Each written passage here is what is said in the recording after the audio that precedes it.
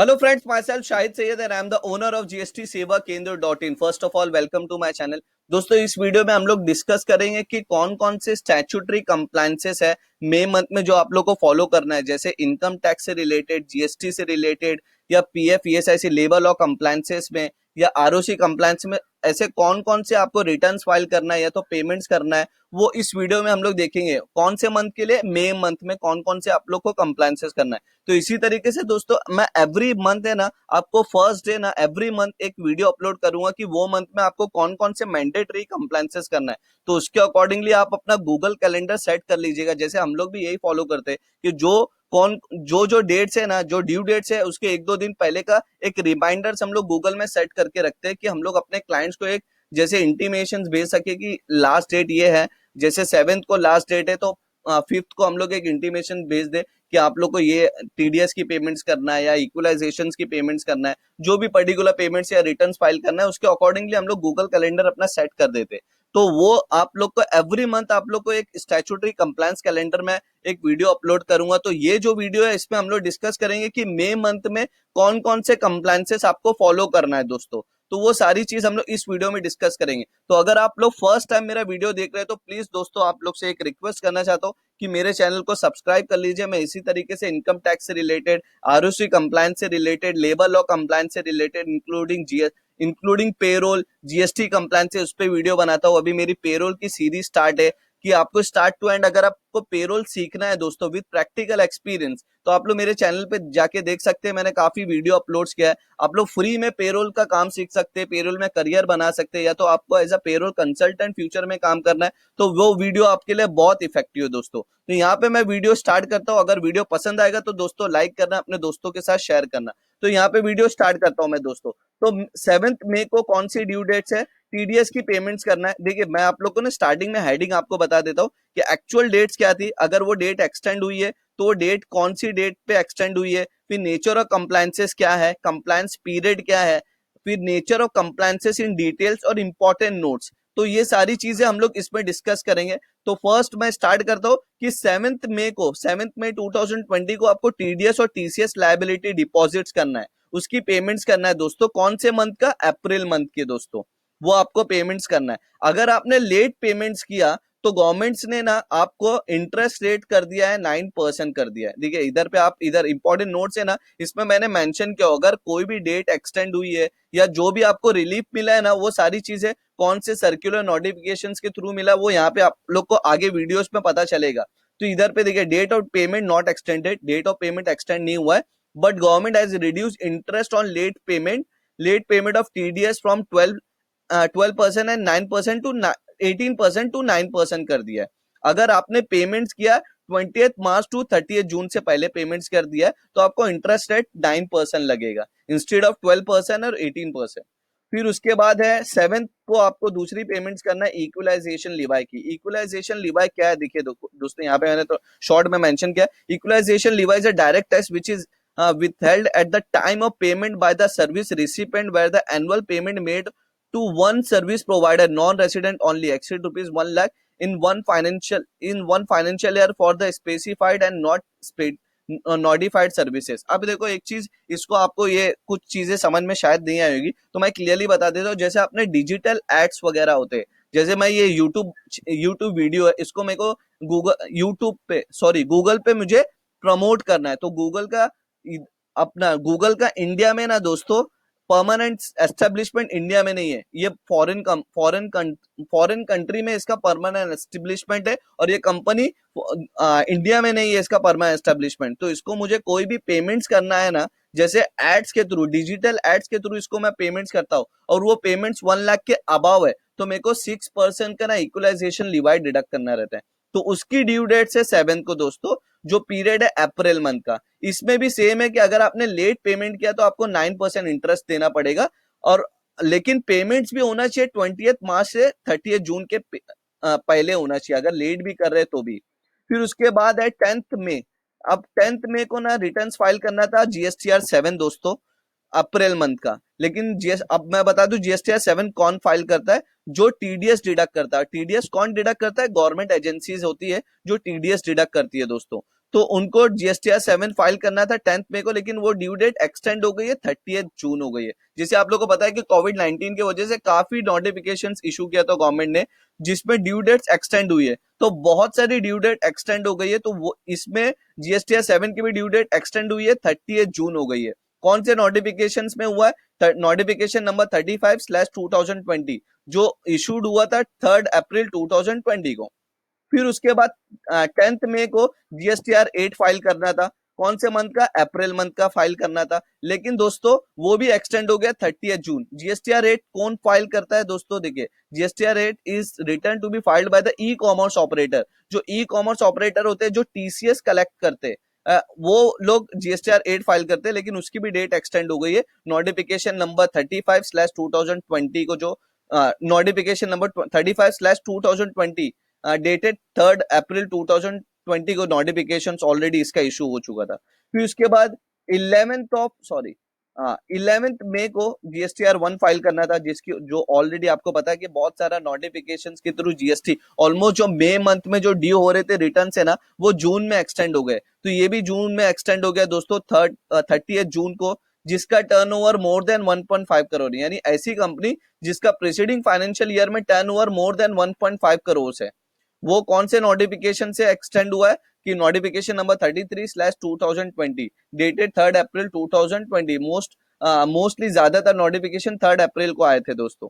फिर 13th मई 2020 को आपको जीएसटीआर 6 फाइल करने का था। अब जीएसटीआर 6 कौन फाइल करता है? इनपुट सर्विस डिस्ट्रीब्यूटर फाइल करता है। वो भी डेट एक्सटेंड हो गई है, 30th जून को दोस्तों एक्सटेंड हो गई है। कौन से पीरियड का? अप्रैल मंथ का। कौन से नोटिफिकेशन आया था? नोटिफिकेशन नंबर 35/2020 को ही सेम नोटिफिकेशन था दोस्तों। फिर उसके बाद जैसे आपको मैंने बताया था कि लेबर लॉ कंप्लायंसेस की भी मैं आप लोग को डिटेल्स बताता हूँ अपने वीडियो में। तो पीएफ और ईएसआईसी के जो ड्यू डेट्स है अप्रैल मंथ का, वो सेम है। जैसे 15th मई को आपको पीएफ की और ईएसआईसी की पेमेंट्स करना है।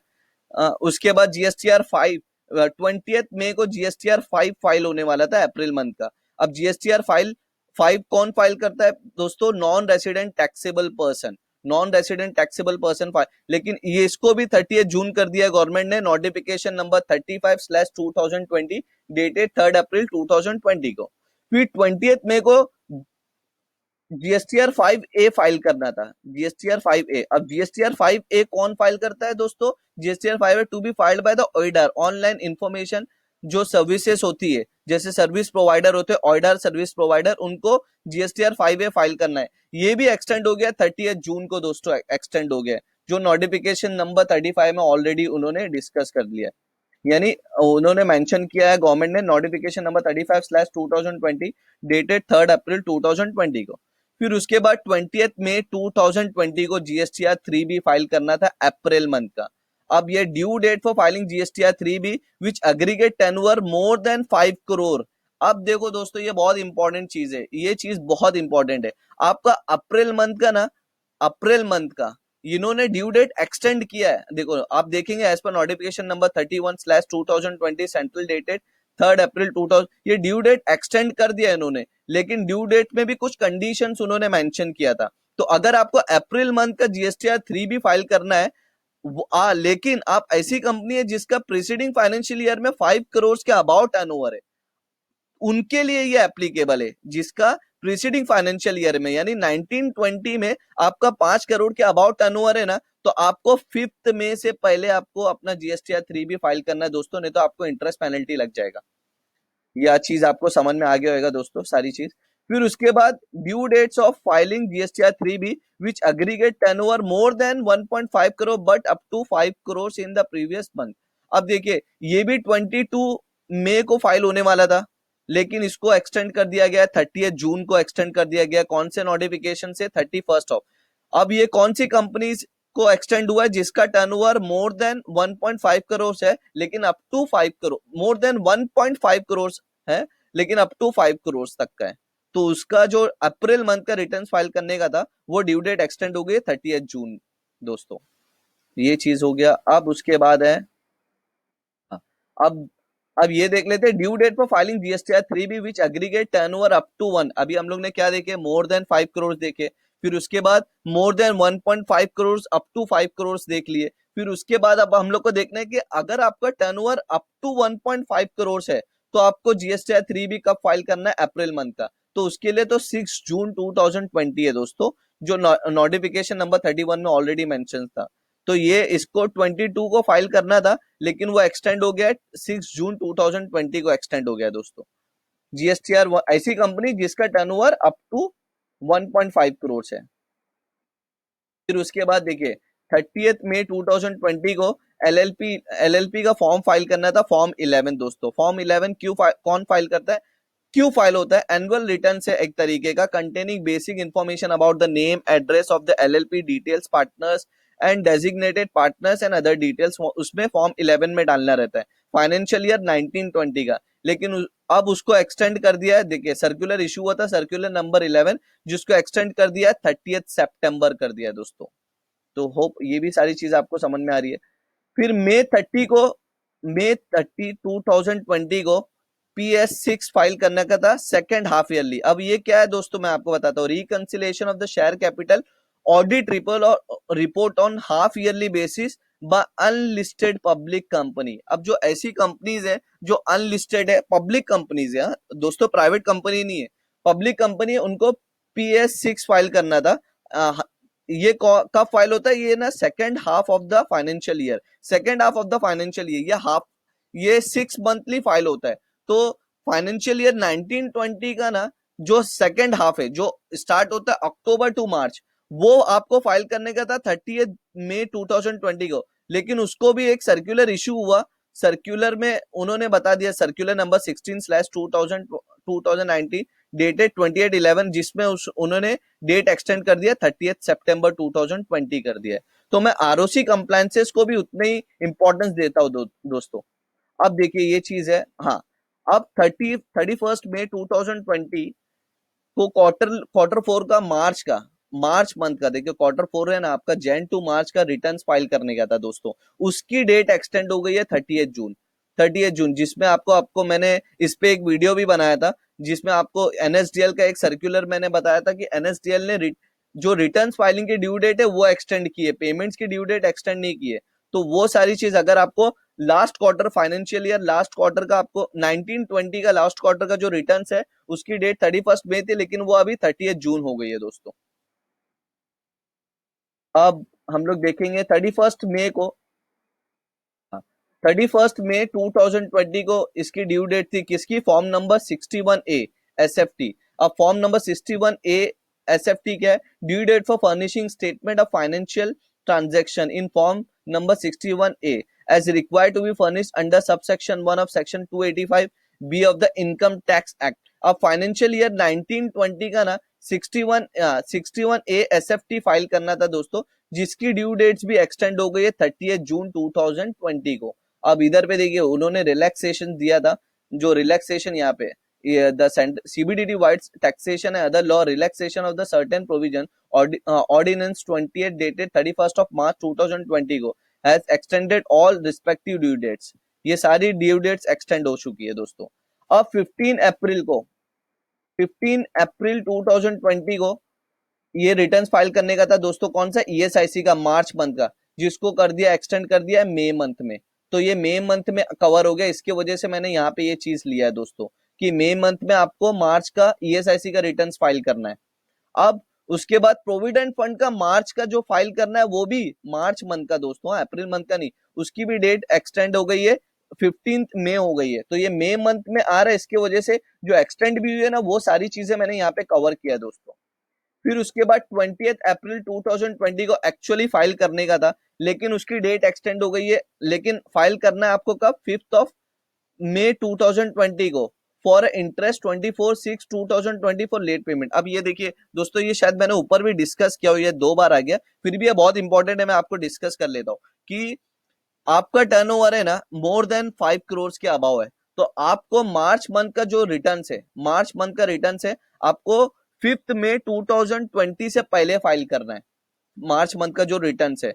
क्यों? उन्होंने वो जो सर्क्यूलर नोटिफिकेशन इशू किया था, नोटिफिकेशन नंबर 31/2020 में, उसमें कुछ कंडीशन डाला था, तो वो कंडीशन से ना उसी पे अप्लीकेबल था जिसका टर्नओवर मोर देन 5 करोड़ से in the preceding financial year, यानी 1920 में आपका टर्नओवर मोर देन 5 करोड़ है, तो वो कंडीशंस आपको फॉलो होती है। तो वो कंडीशंस के हिसाब से आपको लास्ट डेट आपको 5 मई 2020 है दोस्तों।